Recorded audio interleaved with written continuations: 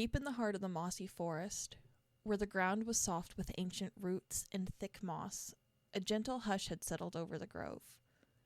The trees above wove together like an old lullaby, their branches swaying lightly in the warm afternoon breeze. Sunlight dappled the floor in patches of gold and green, casting dancing patterns over a small, carefully crafted nest.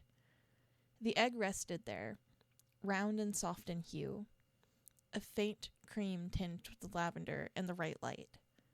It had been watched over every day since its quiet arrival, placed here by the paws of a solemn zangoose with faraway eyes. But now it was no longer still. A faint tremor rippled across the surface.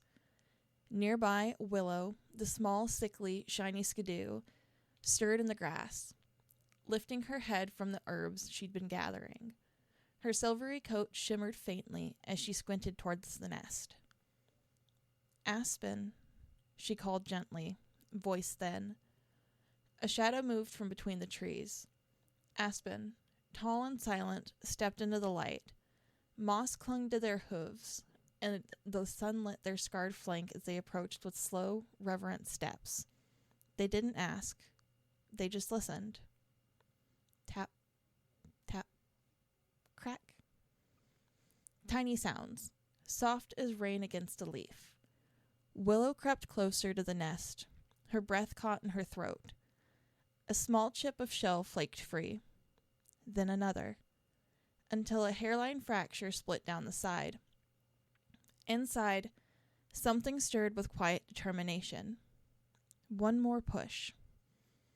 The top of the egg split, and a tiny form tumbled forward into the mossy bedding with a soft whimper. She was so small, with creamy brown fur and a fluffy ruff sticking to her chest in uneven tufts. An unassuming Evie, except for her eyes. Bright green, like the first shoots of spring, wide, glassy, and unblinking. They didn't dart around like a startled fawn's. They searched. The newborn blinked slowly, her gaze wandering past the leafy canopy to where the sun shimmered through branches. Her tiny ears twitched, not toward the voices around her, but toward the soft rustling of the trees. The forest, in its own timeless way, was greeting her. Willow's breath hitched. "She's beautiful," she whispered, stepping carefully closer. "Look at her eyes." Esper blinked again, her breathing slow and steady for one so new. Her body was still curled slightly, limbs uncertain, but she didn't cry, didn't panic. Instead, she lifted her head. Then, slowly, with a trembling forepaw, she reached out, not toward her new family, but toward a beam of sunlight that spilled through the trees and onto the moss. The light kissed her fur as her paw brushed against it, and her chest rose in one deep, calm breath. Aspen watched, unmoving, heart beating louder than they'd ever admit. "She hears it," they murmured. Willow tilted her head. "Hears what?" "The forest. The land." Aspen stepped forward, lowering their head to the nest, just beside her, like the trees, the river. "She's listening." Esper leaned toward the sound of Aspen's voice now, only slightly, before resting back into the soft bedding of moss and fur. Her tail gave a twitch. The tip of it brushed against Willow's hoof, and the skidoo startled softly. But the newborn didn't pull away. Her presence was subtle, but clear. She didn't cling to the world. She touched it. As the first petals from a nearby tree drifted down into the nest, one landed upon Esper's brow and stayed there, as though it, too, was drawn to her calm. Willow leaned down and gently nuzzled her, tears in her tired eyes. "Welcome home, little one," she whispered. Esper's green gaze flicked upward again, and for a moment, it felt as though she understood. Esper lay nestled in the moss, still damp from hatching, her cream and brown fur beginning to fluff as the sun warmed her. The soft green of her eyes moved between the dancing leaf shadows above, and the figures beside her, shapes and colors, warm and steady, unknown but not frightening. Willow hovered now, nervous in her steps. Her legs trembled slightly, not from weakness this time, but from the sheer weight of emotion pressing behind her ribs. She lowered herself slowly, laying beside the nest as though afraid any sudden movement might frighten the newborn. But Esper didn't shy away. When Willow leaned down to nuzzle her gently, Esper's tiny nose pressed back.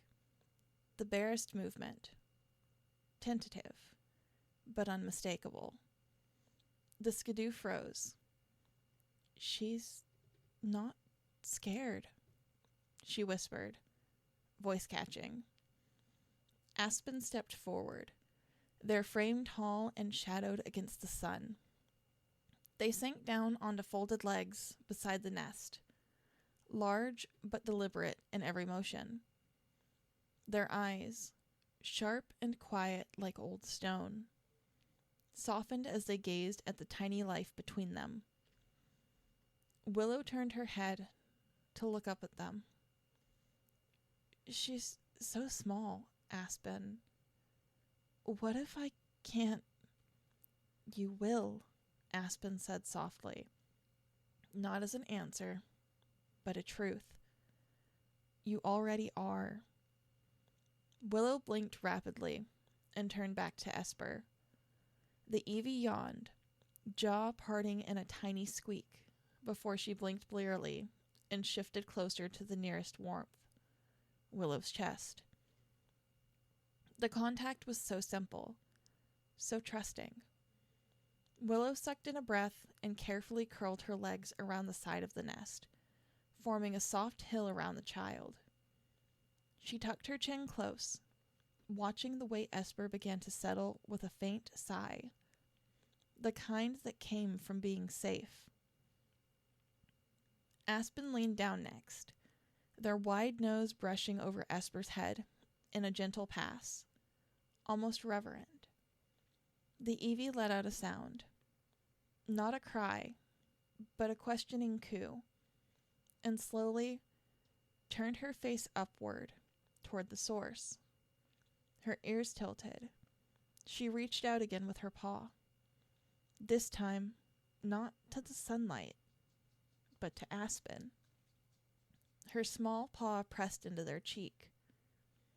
Aspen didn't move, didn't breathe for a moment. The world narrowed to that fragile little touch.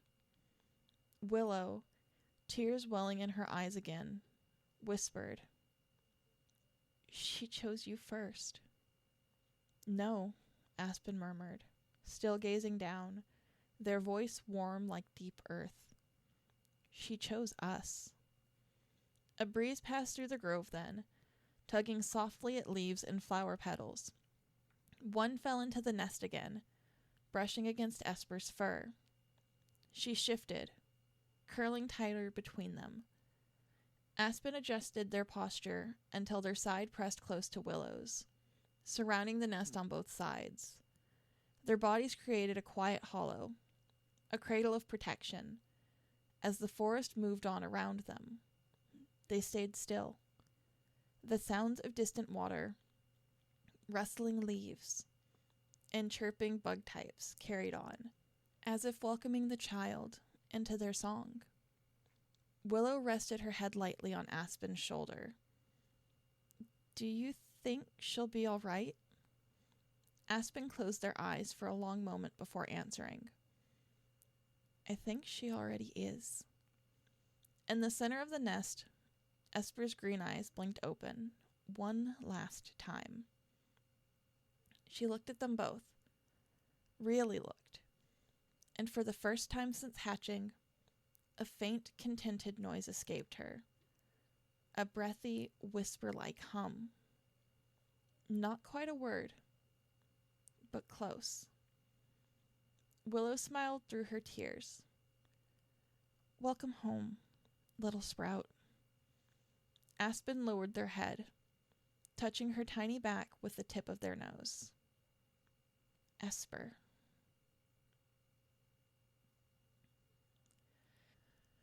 The forest was heavy with the scent of rain. Though the storm had passed just hours before, droplets still clung to every leaf, and soft mist coiled low over the moss.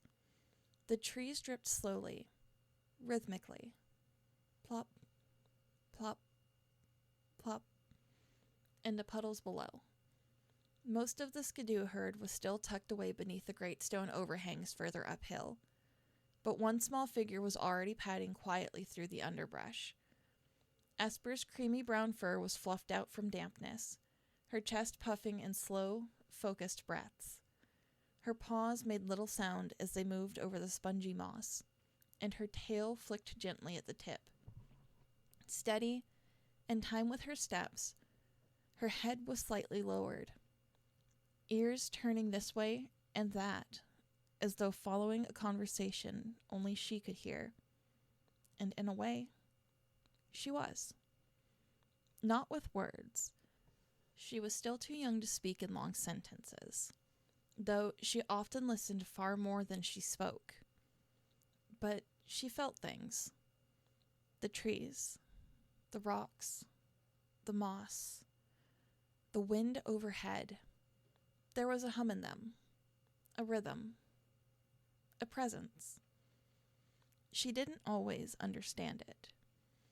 She just knew where not to step. Which stone was tired? Which plant wanted space? A tiny green sprout poked out from between two rocks ahead. Esper paused, ears perking. Something about it. Curious, maybe. She lowered her nose to it and smiled.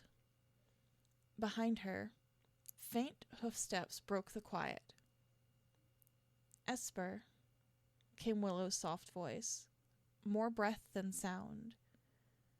You're up early again. Esper turned, bright green eyes wide and alert. A drip of water landed square on her head from the leaves above. She blinked at it, then giggled, light and sweet. Her tail wagged once. Willow chuckled, slow and wheezy as always, but warm. You never wait for breakfast, do you? No hungry, Esper mumbled. Just walkin', listenin'. Aspen joined them moments later, his hooves silent despite his size. He glanced toward the path she had taken, noting how, once again, she hadn't broken a single mushroom ring or disturbed the Pidgey nests. His voice was low and approving. You've walked far already. Esper nodded, then looked down at the sprout again. Is this one new? She asked softly. Willow tilted her head. Why do you ask? Esper pressed her paw gently against the moss beside it, careful not to crush the sprout itself. It's shy. She tilted her head. But happy. It likes the rain. Willow looked at Aspen, and the two shared a silent moment. That same awe they felt the day she hatched, never quite having left them. Aspen knelt down beside her, his great body folding like a mountain shifting. You feel these things, he said. You've always felt them. Esper looked up at him. Is that okay? He didn't answer with words. Instead, He lowered his nose and gently nudged her against his chest. She pressed in with a happy little squeak and nestled under the arch of his leg, protected from the dripping trees. Willow came close to the other side and rubbed her cheek to the top of Esper's head, her breath warm and uneven. "It's more than okay, sweetheart," Willow whispered. "It's you." There was a beat of stillness. The rain was nearly gone now, just mist and silence. Then, all at once, the air was broken by a twinge of energy that shimmered faintly through the air. Aspen's ears twitched. Willow blinked in surprise. Esper, nestled close between them, had closed her eyes, and one of the flowers nearby had turned slightly to face her. Willow looked at her brother with wide eyes. "Did she?" Aspen nodded slowly. "It seems she's got strong connections to the forest." Esper opened her eyes again, unaware of the moment's wait. "The flower wanted to see me." Willow smiled, soft and proud, nuzzling behind her ear. "Of course it did, little bloom." Nestled between them, Esper yawned, her little body finally catching up to her early morning adventure. She curled against Aspen's foreleg, tail tucked around her nose, and Willow rested beside her. The three of them remained there, in the middle of the damp grove, as the mist began to lift, wrapped in moss and warmth and in a silence full of love. Esper's soft breathing settled into a slow rhythm, steady even, completely at peace. Her head rested against Aspen's foreleg, and her tail curled protectively around her nose like a little fern frond folding inward. Her damp fur still carried the scent of moss and rain, but it was already drying in the warmth of her adopted family's closeness. Willow tucked her legs beneath herself, leaning gently into Aspen's side. Her gaze remained fixed on the sleeping Evie, green eyes half-lidded, reflecting the soft light that filtered through the trees. "She doesn't act like the others," Willow said softly. Aspen rumbled a quiet agreement. "No, she doesn't. She doesn't stumble or cry for attention or bolt after rustling leaves." Willow's voice wasn't concerned, just odd. "Even when she's scared, she folds inward, listens instead of running." "She's never made a scene," Aspen added. "Even as a newborn, she breathed before she cried." Willow lowered her nose to the tufts of Esper's fur, careful not to wake her. "Do you think something's wrong?" Aspen was silent for a while. The breeze moved gently through the trees overhead, and somewhere a starly chirped from the canopy, its call distant but clear. "No," they said firmly. "She's not broken, Willow. Just different. She reads the world, not reacts to it." Willow gave a little hum, resting her chin atop her forelegs. "She always seems to know where we are, even if we don't say anything. And sometimes I catch her staring into the trees, like they're whispering to her." "They might be," Aspen said. There was no humor in their tone, just quiet certainty. "The forest has a voice.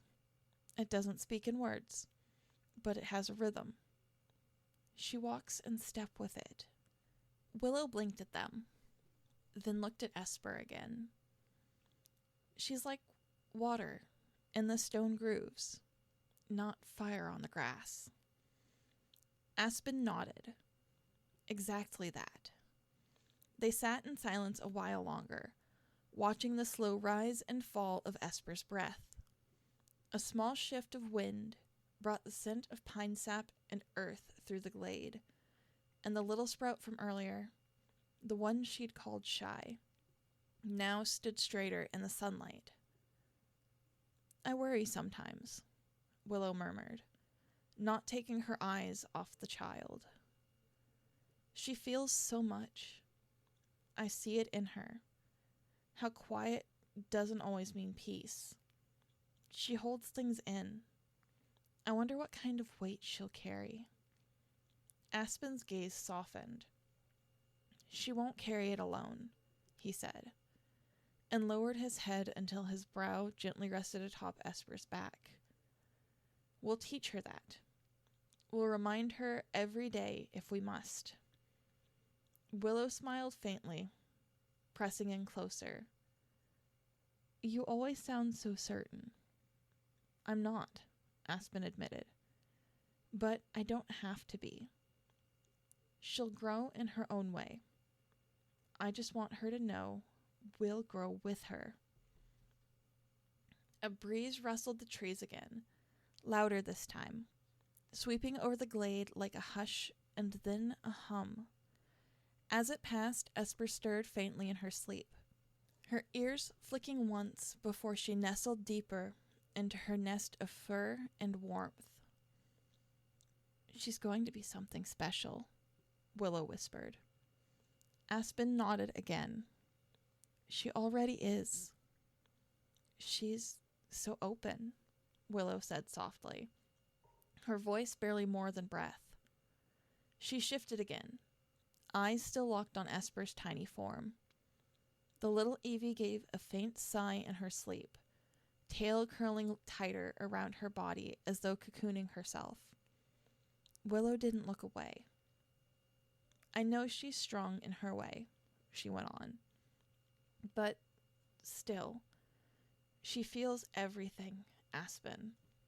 Every emotion, every shift in the wind, every ache in the ground, like it's her own. What happens when the world gets too loud for her to carry?"